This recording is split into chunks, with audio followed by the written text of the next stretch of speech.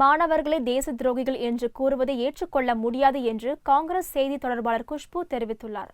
டில்லி ஜவஹர்லால் நேரு பல்கலைக்கழகத்தின் முன்னாள் மாணவர்களின் பொதுக்கூட்டம் சென்னை பாரிமுனையில் சனிக்கிழமை அன்று நடந்தது. இதில் காங்கிரஸ் செய்தி தொடர்பாளர் குஷ்பு மற்றும் முன்னாள் துணைவேந்தர் வசந்தி தேவி சிறப்பு விருந்தினர்களாக பங்கேற்றனர்.